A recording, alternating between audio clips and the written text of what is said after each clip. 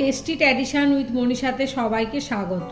আজকে বানাবো কাবুলি চানা বা ছোলে। তো চলুন শুরু করি। প্রথমে কাবুলি চানা বা ছোলেটা চায়ের লিকার দিয়ে প্রেসারে 5 থেকে 6টি সিটি তুলে নেব।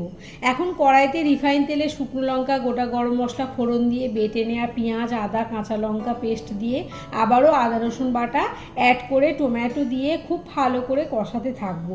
এখন রেগুলার মশলার সাথে চানা মশলা, আমচুর পাউডার অ্যাড করে জলে গুলে মশলাটা কড়াইতে মিশিয়ে নুন দিয়ে আবারও কষতে থাকবো। এখন কষানো প্রায় রেডি হয়ে গেলে চানা দিয়ে আবার খানিকটা কষিয়ে গরম জল দিয়ে ফুটতে দেব। ফুটে গ্রেভিটা ঘন হয়ে এলে কাঁচা লঙ্কা ও অল্প জাগরি দেব। এখন একটা ছোক দেওয়ার পাত্রে অল্প বাটার দিয়ে হিং ও আদা ফোড়ন দিয়ে এটা চানাতে ঢেলে দেব। সব শেষে কাসুরি মেথি অ্যাড করলেই রেডি হয়ে যাবে কাবুলি চানা বা ছোলে। এই রেসিপিটা বাটোরার সাথে আমি সার্ভ করলাম। পরের দিন আমার বাটোরার রেসিপিটা আসবে।